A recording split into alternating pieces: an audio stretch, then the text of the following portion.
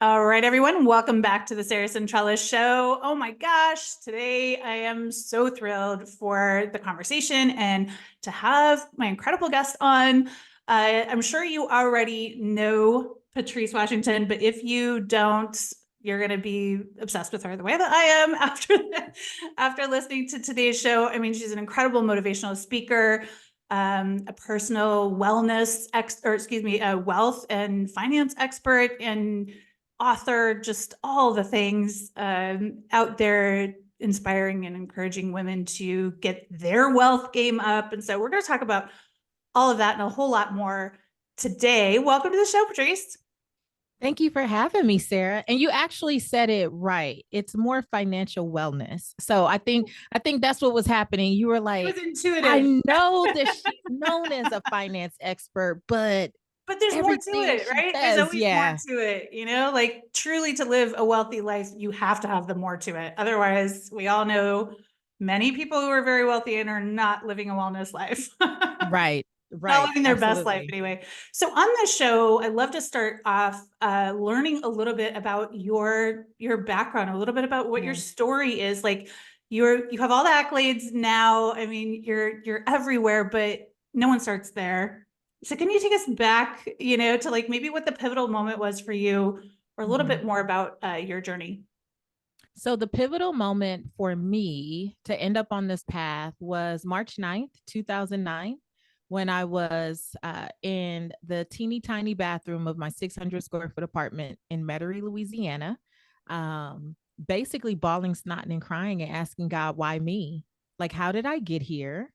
I am a Belizean American young lady from Los Angeles, California. I graduated from the University of Southern California with honors. I got into real estate at 19 years old. I obtained a real estate and mortgage broker's license at 21 as a senior in college, founded a boutique real estate and mortgage brokerage in Manhattan Beach, California, and was a seven-figure earner by 25 years old. So, how did I go from that to losing or having a 6,000 square foot home in Southern California foreclosed upon? Having my then husband and I had matching Range Rovers that we voluntarily had repossessed, and we sold everything on Craigslist in a matter of a weekend and fled to Metairie, Louisiana. And the morning that I had this moment, which I refer to as a come to Jesus moment, but whatever you want to call Mhm. it, doesn't matter to me. If you've ever had Rock bottom. a good rock bottom, ugly, Yep. snotting, cry fest, balled up in fetal position, then you know what this is. But that morning, I had just chased the power man down because they turned the electricity off. And I said, oh my gosh, what am I going to do? My daughter's milk will spoil. You got to turn this back on. And he took pity on me. I chased him down with my baby on my hip, took pity on me and said, you know what? They'll be back. You only have like a day or two. And I was just so grateful for the grace of another day or two when I go from helping people achieve their financial dreams and goals to Right. literally being in a nightmare. And so I mentioned that my daughter was a baby. What kind of triggered all of this, Sarah, is in 2007 when I was on hospital bed rest for 10 weeks. I took a fall down the stairs and went into preterm labor Oh at my 20 weeks pregnant. And so when I got to the hospital and they said, I'm sorry, the baby's coming any minute now, there's nothing we can do. I did the only thing I could do at the time. I prayed. I just, I would have dreams about what she looked like and I envisioned and all this stuff, called other people, asked them to pray. And what was supposed to be any minute now actually turned into me being in the hospital for 10 weeks. While I God. was in the hospital for 10 weeks, I was watching the news every day, and the banks that I worked with were closing down left and right. I had Uh, 16 loan officers and real estate agents who could not close a deal for any reason, but they were also freaking out and calling me in the hospital, causing me to freak out. yeah. And it was the day that my doctor came in, Dr. Lee, she said, that belt around your waist is monitoring the baby. Now, you've been in here for 3 or 4 weeks, but you want to stay in here as long as possible. I don't know what you're stressing about, but if you don't stop, you're going to leave here 2 years in a row with no baby because the year before I gave birth to a son. It ended up being that it would be almost to the day of giving birth to my daughter the following year, but he passed away after 5 hours in my arms. Oh my And God. so, yeah, prematurely, same hospital, same floor, same doctor. And I had to make a decision to surrender. Like, I literally asked them to take the TV off the wall so I wouldn't be focused on all the doom and gloom, but so I could stay in a space of just praying, singing off tune, but singing nonetheless, Right. writing letters to my future baby. I just tried to stay in a space, like a positive, a peaceful space. And I said, you know what, if I made it before, I don't know what's happening, but God, I'll have to do it again. But right now, the thing that matters the most is bringing this baby into the world healthy, which I did, 3 pounds, but she was healthy. Amazing. And I left there though with over $300,000 in medical debt. My insurance had dropped me and I didn't even know within a few Oh, weeks of being in the hospital. you're just So like, can I get any more hits coming my way? My God. Yeah. so Stacking. no deals closed. Now 300,000 plus in medical debt, which meant that my husband at the time was exhausting our savings to keep everything afloat. We had tenants in our investment properties who had lost their jobs. The recession was beginning. So, we had single mothers as tenants, and we're like, well, what do? We don't want to put her out with her children. And so we let things go on and on and on. It was an absolute nightmare. And so we sell everything on Craigslist, let them have everything. We end up in Metairie, Louisiana to start over. And that brought its own set of things. But that chasing that power man down was not what I envisioned for myself when I walked across that stage at the University of Southern California Right. after doing all the things, after being the smart one, after being the one that everyone else came to, after being the girl who worked back then. I was in radio as well. I worked on the Steve Harvey Show while getting my real estate license. He had a Right. show in LA. I was doing all of these things and I'm like, this seems Yeah. You're like, not how is like this my life? How is this my life right now? not Yeah. what I signed up for. But I will say, looking back now, it's been 15 years now. So to be able to look back, I do believe that that was one of the best things that could have happened to me. It was the first time that I had to stop and really sit with, first of all, you have been the smart one your whole life. That has been your only identity, is being the smart Right. one. And something prompted me to go to this scripture and to open my Bible. And I know everyone doesn't Yeah. believe in all that stuff, but even if you take it as a great quote, it's Right. powerful. It was Proverbs 17:16. It said, what good is money in the hands of a fool if they have no desire to seek wisdom? What Wow. good is money in the hands of a fool, right? Which we see a Yep. lot of that. We A lot see of it. Yeah. we see a lot of that, right? And so, man, for the first time it hit me, I was like, knowledge and wisdom are not the same. You've And knowledge been and wealth really aren't the good. same either. Like yeah. They're not the How do same. you get And them in the so same lane? I started to look things up. It really led me on this quest. And I started to look things up and I was like, oh, knowledge is information and education. Wisdom is knowing how to apply it, when to Right. apply it, where to apply it. They're Yeah, not the same thing, right? exactly. And then I was like, well, what is wealth? What is wealth really? And I started digging. Wealth was not just money and material possessions. That was the surface level definition. Right. It And was the that can be first taken time away like it was, right? It can be taken away overnight like it was. Yeah. at any time by anyone, right? By any circumstance. Mhm. But the true definition of wealth, the original, the first time the word appears, the original 12th century definition of wealth was actually the condition of well being and happiness. And when I found that, Sarah, it's like something unlocked in me. There was something that was like, you got to share this with people. Like, you have to talk about this. And so I would go on to do many things, speak on stages. I wrote 5 books, end up on the Steve Harvey Show, actually, as the personal finance expert there, and many other shows, and like all the things. But it wasn't still until 2017 when I launched the Redefining Wealth podcast, where it was really like, I am on a mission. I'm a woman who was obsessed with getting people to see that while I want you to be, build wealth, I don't want you to do it at the expense of your well-being. And there are some very critical parts of your life that I now call the 6 pillars, that if you don't get in alignment Yeah, in these pillars, you will not be well enough to enjoy fully exactly. the financial stuff that you're chasing. Yeah. And I'll be like, what is the point of all of it? And I think all of us know of someone who is a workaholic or very successful or whatever, but has nothing else and does not have a life you would envy, because that is the only kind of driving force. And I think for me, I mean, there's so much I love about your story, and thank you so much for sharing it. And I just remember we were talking about this off camera a little bit before we started, but I was first introduced to you. Shout out to Lori Harder, our mutual amazing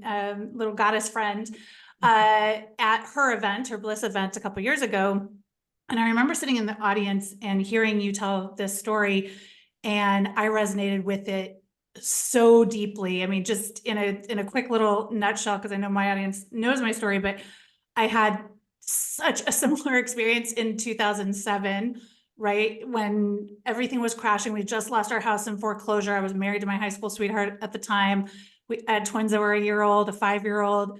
Our water had been shut off, like didn't have $5 to my name. And he comes home from work and I read the text message that, oh, by the way, he's in love with someone else and he's been living a whole double life. I literally went into the bathroom, turned the water off in the shower, said, get the fuck out of my house and don't ever come back.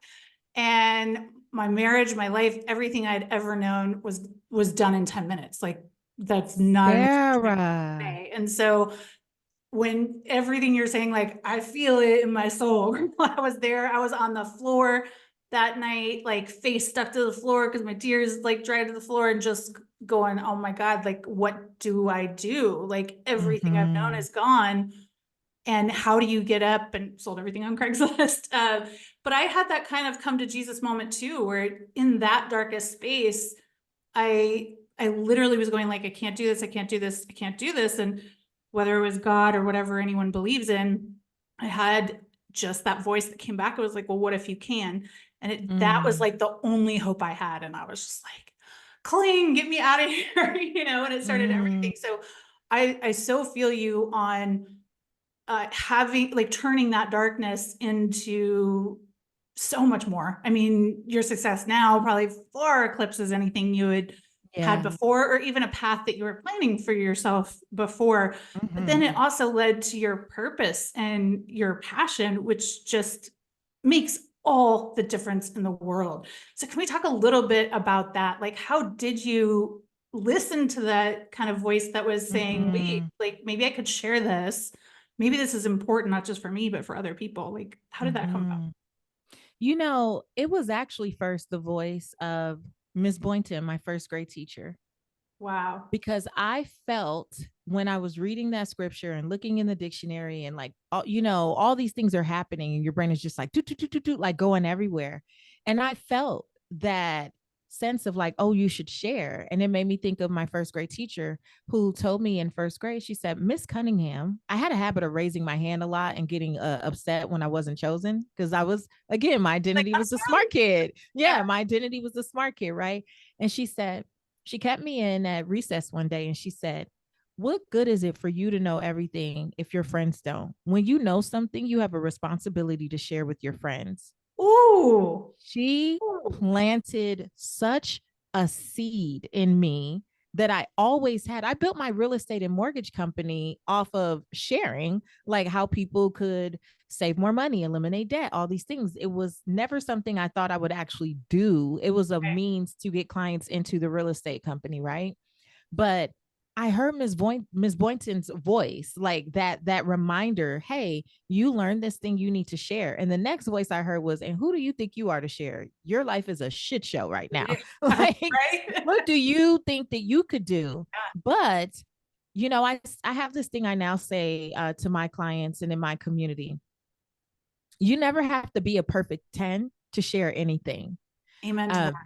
You never have to be a perfect 10. That's us getting in our head, getting caught up in imposter syndrome, creating all these stories, but you don't have to be a perfect 10. If you are at best a 4 where you are right now, do you recognize that there are 1s, 2s, and 3s that need you? Exactly. And you're speaking from experience. And to me, I want to learn from someone who has been through something. And absolutely that relates to what they're teaching, right? I don't want to learn from someone who's just like, oh, I'm the guru. I want to know that you have been there and now you're here. That's aspirational. Right, right. Because you can speak to how I feel. You can Yes. speak to my soul. You can speak to like the level of fear or desperation, or like someone who only has learned these things in a textbook. That's why I tell people I do have an MBA in behavioral finance. I did go back to school Yeah. to do that in financial psychology, but I don't do what I do because of textbook. I do it because of my testimony. If it were not for this testimony, I would not be this person. I would have been 100%. passionate about financial education, but the compassion that I have for people and for women in particular is because of my experience. And so Miss Boynton's voice was ringing in my ear just a week or two before. I stopped it. I had taken my daughter on a walk, pushing her in her stroller, and it was super hot in Louisiana. And I was like, let me, duck into this Starbucks and get a free cup of water. That's Yeah. all I could get was a free Yeah. cup of water. I saw these women sitting around and they had laptops and they had strollers and the babies were there. And I'm like, oh, is it like a mommy group? Because I knew no one where we lived. It was just the three of us. And so a woman gets up to get a stir. She's like standing next to me. And I was like, are you guys like a mommy group? And she's like, oh, we're mom bloggers. I had never heard the term in my life. At the time, I owned a brick and mortar business. That's all I knew up until that point. I wasn't familiar with anything online. So I was like, a blogger, what is Yeah. that? Yeah. And she says it. And I'm like, oh, okay, that's interesting. Didn't think anything about it again. When I end up on the bathroom floor, have this epiphany, this calling, the first thing that comes is like, oh, maybe I could do a blog, but not the mommy blogger one. Like maybe I can just write about This, personal what's on my finance heart. and Yeah. what's on my heart and like connected to spirituality or something. Like I felt like something in that vein. Well, I started a blog the next day. It's still up. It's so ugly. It is the Oh my God, ugliest thing you'll girl, ever Steve. see. Blog is how I And started way back when too. Yep. yes, I started with the blog.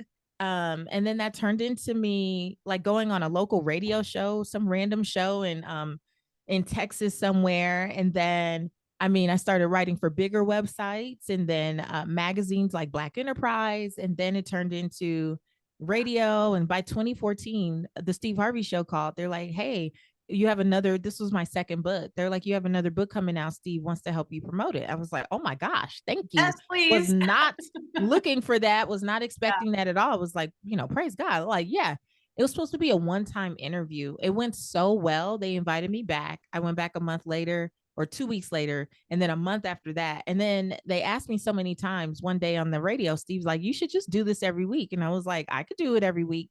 I did it every week for 4 years. Wow, girl, that is incredible. Look at all the opportunities that started to come once you were embracing your authenticity, right? And embracing the struggle that you had been through instead of, I think so many people want to hide from it, right? Because it's humiliating for lack It's of a better word. humiliating. Yeah, It's I mean, no one embarrassing. wants to share that. Like when I was going through it, I didn't know one person at that point who had even been divorced. And this was like before Mm. Facebook, before all that stuff. And so all you knew was people you knew in real life. You know what I mean? So I was like, oh my God, no one can know what's going on. Like this is terrible. And thank God I had a mentor a couple of years later who my blog had started taking off too. And I was humiliated. I was like, oh my God, I didn't want anyone to even to read this blog, because I'm trying to get my life together over here. Like, I don't want people to know it ever fell apart.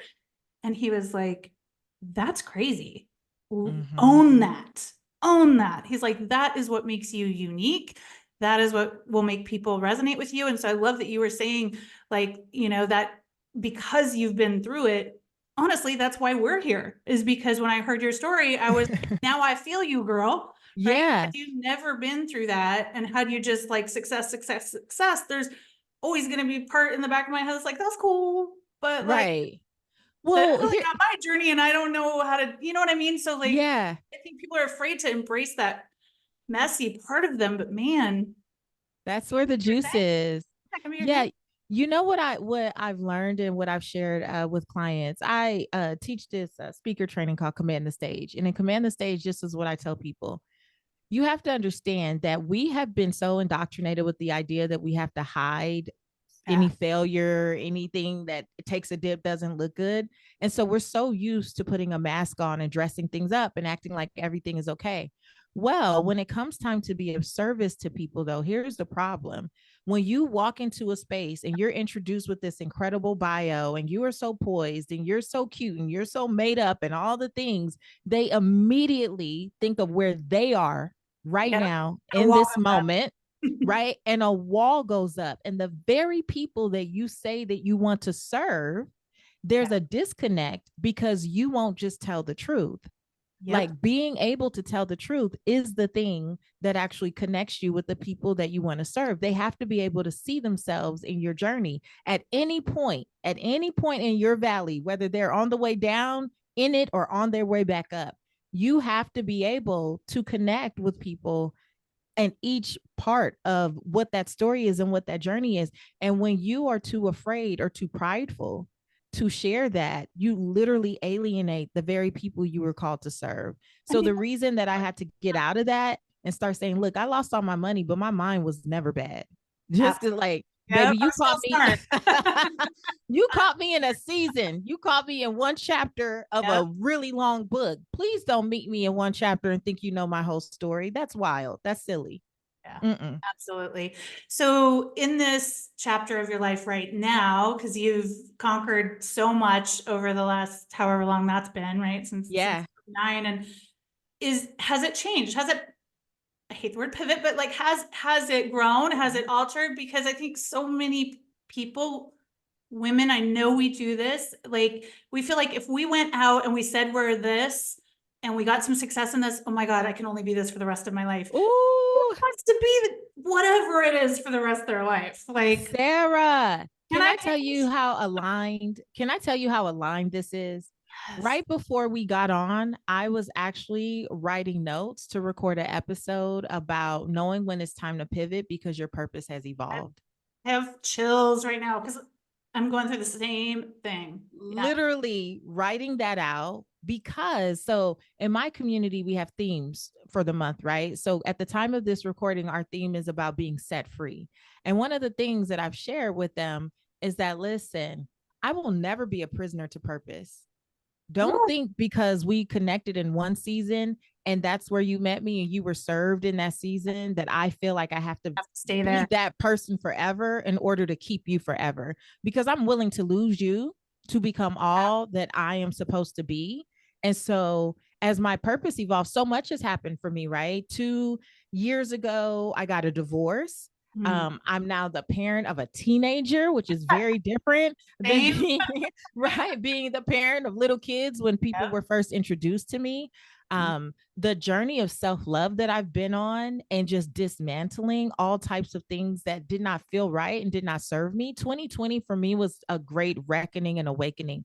It really was a catalyst for some of our best years in business, but it also was something that really started to peel back the layers on, does this still feel right for you? Do you feel aligned with this? What does this feel like in your soul? Are you being radically honest with yourself and others? And as I started to give myself permission to ask the more difficult questions, like everything started to change. And I had to release beliefs that I had grown up with for many years. I had to release behaviors. I had to release possessions, people, places, all types of things to get in alignment with what felt best for my soul. And it showed me something. The reason, and I'm so glad I went through that journey because I have been coaching people, right? And so our whole thing is about redefining wealth. And I would be talking to my clients over and over again. And I'm like, nah, no, good and hell well, we've already had this discussion. Like, why won't she just do the things? These are brilliant women. These are highly capable women. Like, what the heck? And something was revealed to me in my own process. People can't redefine until they awaken. When they're still on autopilot and at the like asleep at the wheel of their life, when they are not taking heed to the whispers and the pebbles, because if we're both honest, there were whispers, there were pebbles, there were things I'm sure in both our lives, both our marriages, where we could have pieced it together. And we were like, "Ooh, my life looks pretty. It looks good. I'm not about. I'm just gonna stay here. I'm good. I'm good. I'm good." Right. So there's people who have experienced pebbles. Yeah. I call it the boulder effect. So there's pebbles. It's like little nudges like, I don't know if I like that. It's like really subtle, but it's not big enough yet to rock anything. And you just kind of like shrug it off and keep walking. And then there's rocks and it's a little more in your face, but it's like, it's still, it hasn't done anything major. It's like when a little rock hits your windshield and there's the little, like you can see it, but nothing has shattered. So you're not really going to rock the boat. And then there's the freaking boulder. And most of us do not awaken until the boulder Knocks us is out. like, boom, Yep. whether that's the diagnosis, the domestic violence, the death in the family, uh, the infidelity or some type of, Right. catastrophic thing in our relationship. Most of us do not do anything until we have to react, right? So true. You can't redefine wealth for yourself based on old ideas, thoughts, indoctrinations, relation. You can't redefine how you see wealth, what you need, want, and desire, and then actually get a plan to go after it when you are living in an expired season of yourself Ooh. and you're still trying to romanticize it. You're Yep. not So going to be able to covering it redefine up. wealth. Yeah, you're just sitting there covering it up and not being honest with ourselves. And I think so many people almost don't even know how to get those answers from themselves. Like, I'm telling you, you know this too. Like, we live in a society that is just autopilot every day. And so if you want to live a life beyond that and bigger than that, like you have to train yourself how to be present, how to ask yourself tough questions, how to like actually dissect your life a little bit. Because if you're waiting for something outside to do that for you, guess what? It's probably going to come in the form of a rock bottom moment and you ain't going to fucking like it. So like, Yeah. just pay attention instead to those callings, right? Or to those Mm-hmm. whispers, like you're saying, and start doing the work. Start asking yourself those questions. Can I tell you why I believe people won't ask the questions? Yes, please. Because then they'll have to get the guts to do something about it. Yeah. Because Because when you then you're gonna don't get an know, answer. You're gonna get an yeah, answer, yeah, and when you you don't and know, you don't want to hear it. yeah, you can go around being like, I don't know what it is. I don't know what it is. I don't know what's wrong. As soon as you know, then you're accountable, right? Yeah, and I always feel like when I know I should be doing something and I'm intentionally not, I know I'm a powerful manifester on the positive Same, and the negative. I can same. manifest real good on the negative side too. So I know that if I'm doing that, if I'm intentionally kind of denying that light bulb or that understanding that I've Mm-hmm. had, man, everything will come to a screeching halt for me before I can like snap my fingers. And it will force me to take action and to do something about it. Because once there you can't unknow. You can unknow. And so this is what's come up. This is how it's evolved for us at redefining wealth. So at first it was just redefining wealth in the 6 pillars. And I, have been teaching that since 2017 and absolutely love it. And then I went through this whole experience and it was revealed like, no, people need an awakening. And this is what's so different for me in this season.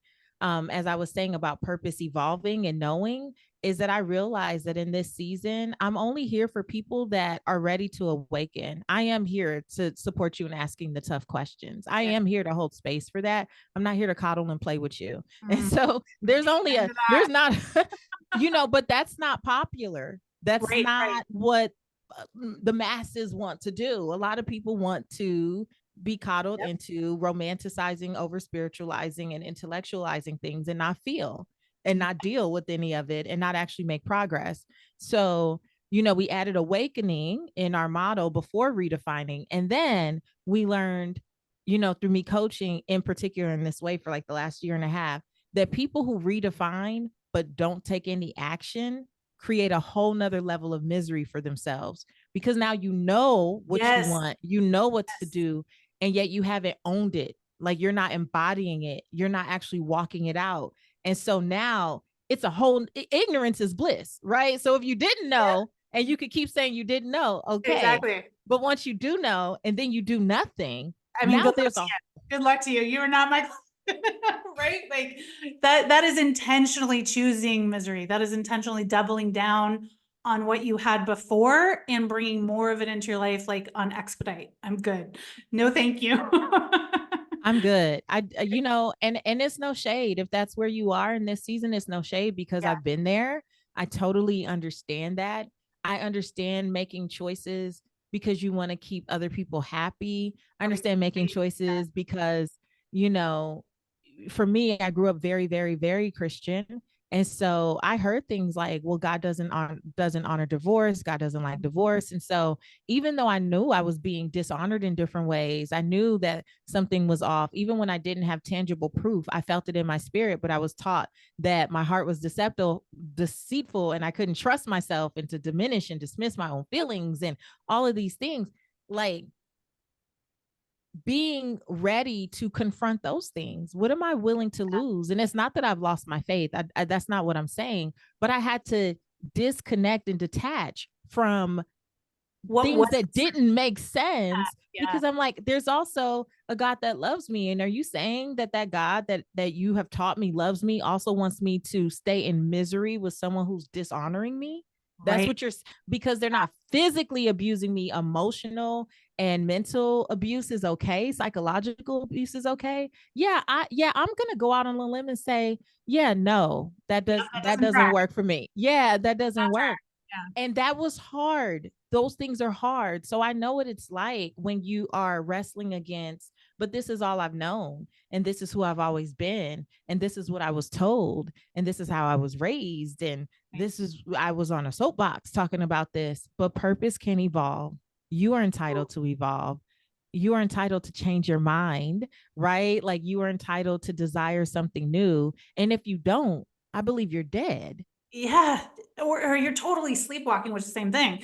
In my book, like I don't want to Zombie. sleep. Yeah, I don't want to walk through my life. We get one, it's ticking in this giant clock in the corner of, my eye every day, all day. And as moms, like you said, you now have a teenager and it just goes so fast. Like, I want to embrace it. I want to live the absolute best life I can. I want to learn in all the spots that are still sticky. I want to figure out Yeah. how to like move through them and get better. So how is your purpose evolving, and how are you embracing kind of what it's evolving to? Are there new Yeah. journeys ahead for you? Yeah, my purpose is evolving. I will say definitely by leaning more into my financial psychology than basic personal finance principles. I did Yeah. years of being America's money maven and talking about budgets and credit reports and all those things. But now really using the interventions over the years that I've created, and then also seen, oh, these were things I created intuitively, and then said when when I went back to school, I was like, oh, this was actually science backed. So this is Yeah. perfect, because I was just doing stuff based on Right. intuitively coaching people, right? So really using that to inform more of our work has been really important. I was doing a lot of business coaching, Mhm. and allowing myself to release that and lean fully into pillars and personal development, Yeah. because even in my business coaching, what I was the strongest at was recognizing why people really weren't promoting themselves, even though they thought it was a marketing issue. It's like, this is not about Right. There's marketing, something under. baby. Yeah, Yep. there's something under here, right? So, really using the pillars to get people to see that this is a framework for how we achieve our vision, for how we achieve our goals, and for how we are able to move through that authentically, excuse Yeah. me. Yeah.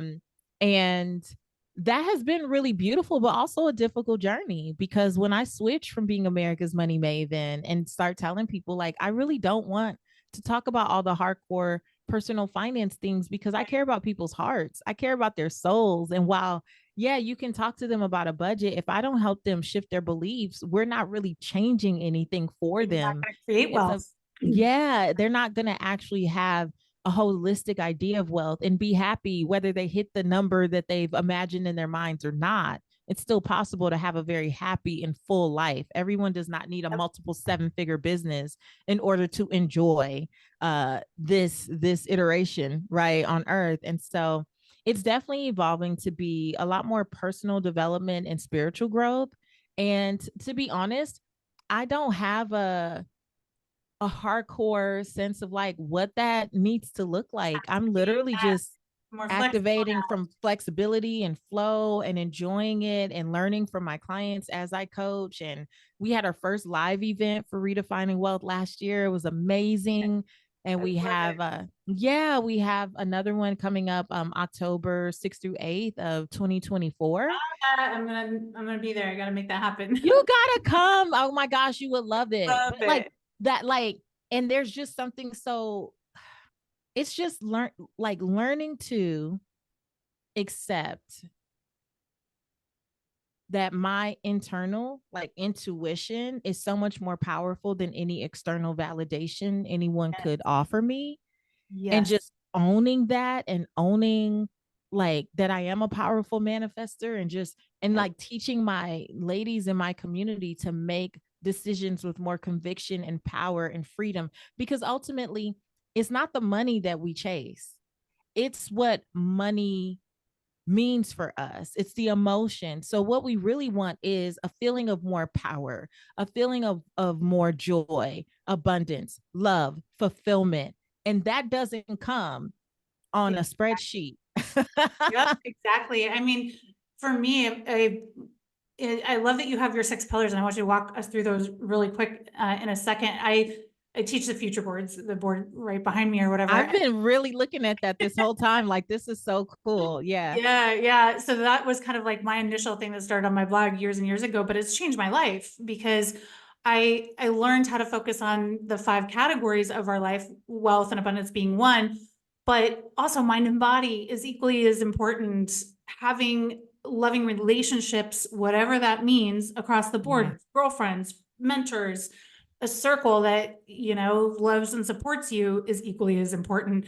Mm-hmm. And a career that fulfills you, whatever that looks like, is, so I think a lot of times people just jump for the one thing that maybe has some pain in their life. Either I want love, or I want my career, or I want money.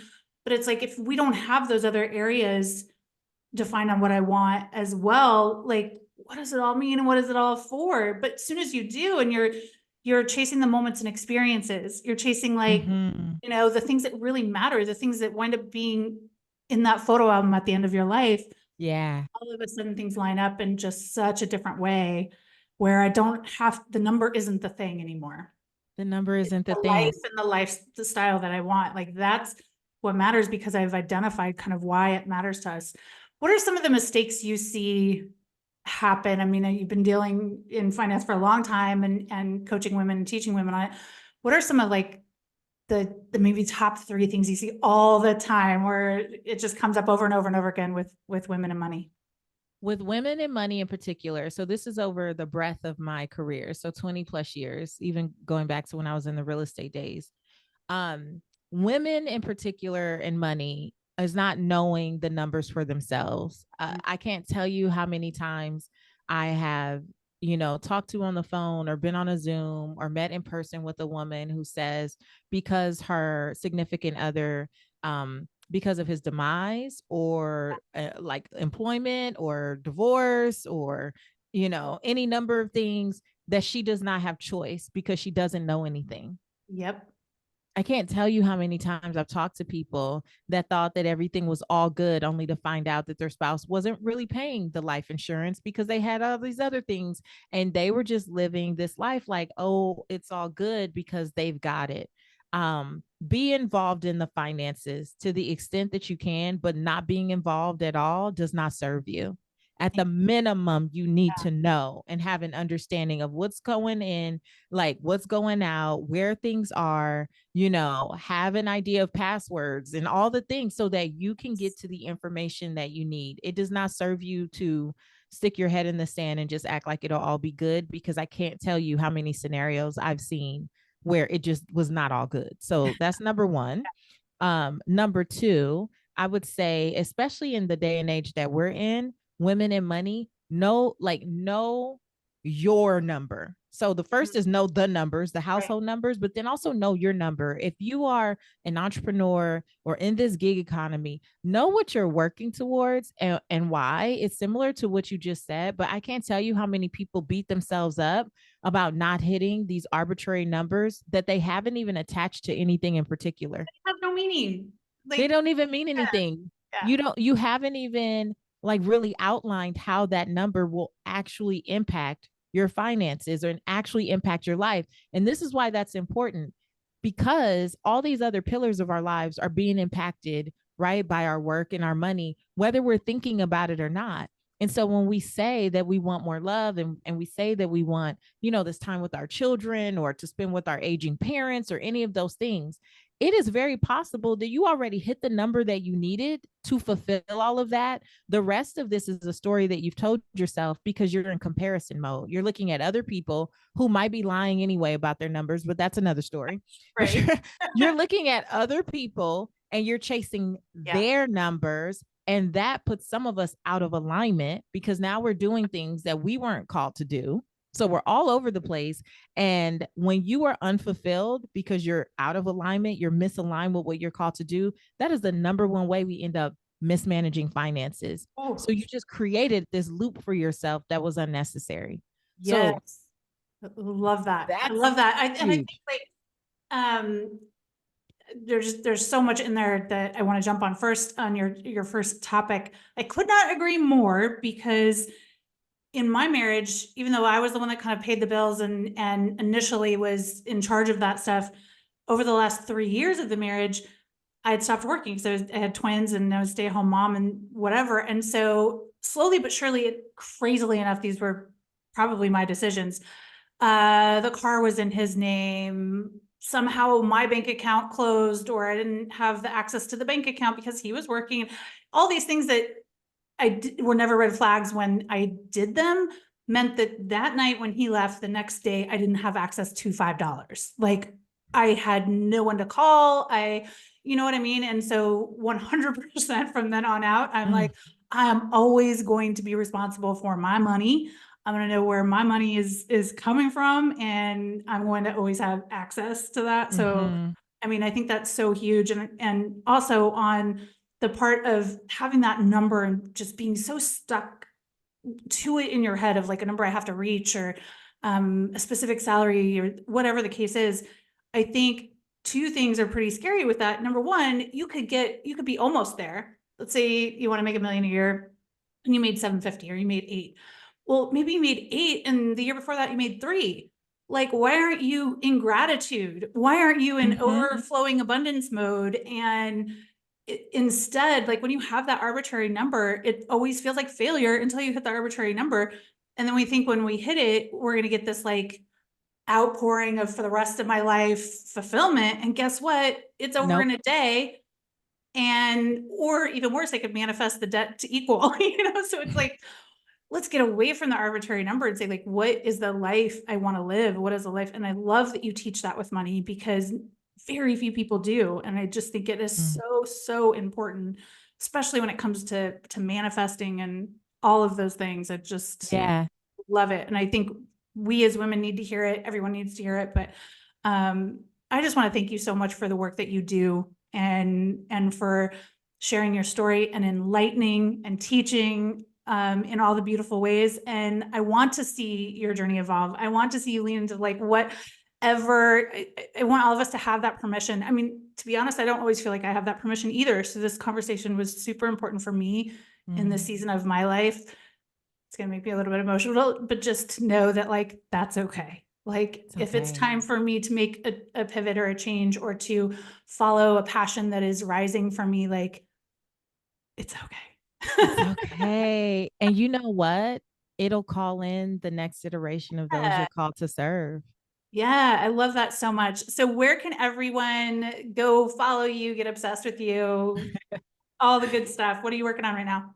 Yeah, well, you can come to patricewashington.com. In particular, I would say click on start here, because if you're wondering which pillar of your life may need your attention in this season to help you move your wealth building journey forward, then you can take a quick quiz, less than 2 minutes, and it'll give you some tips on how to use that pillar to support you. And we now have the Institute for Redefining Wealth as well, just a membership community that is like my heart. Love. I spend a lot of time in there doing Q&As and just supporting people and using the pillars to support their vision and moving forward. So patricewashington.com, you can find out about both.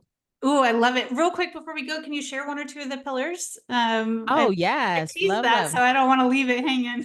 I'll do real quick. So I'll just say, the first pillar is fit. It's about becoming your best self. This is only about understanding, not a number, not a dress size, not a number on the scale. This is about understanding that if you truly have a vision for your life, please honor, respect, and protect the only vessel that you're going to get Too many of us, because like we talked about, we're running around burning out, chasing arbitrary numbers that don't matter. And then we say we do it in the name of purpose, but really we're working towards prescriptions we can't pronounce one day. And I'm pretty sure that's not what you desire. So Ooh. that's the fit pillar. And I'll also say, along with the fit pillar, I think it's important is to understand that there are things that we desire and that we're praying for that we're not mentally prepared to sustain or receive, like to receive it or sustain it. And this journey is difficult.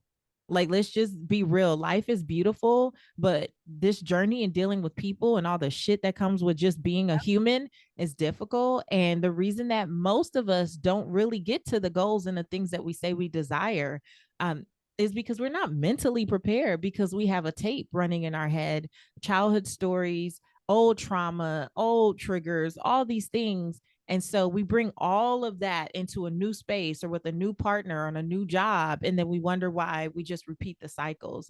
And I believe that we have to start there in order to truly, not just I've made money, lost money, right? Not just to make it, but to sustain it. If you actually want to have it and live a full and well life, starting with the fit pillar is going to be important. And I don't care what's the one step you take. If it's one less fast food, thing this week, and more produce so I can be more productive, or a little bit of movement, a little bit of mindfulness, talking to a therapist, those things do impact, scientifically proven, the way that you show up financially. It's going to impact. So I will just start with that. The fifth pillar to me is everything, but we do have people, creating relationships that matter.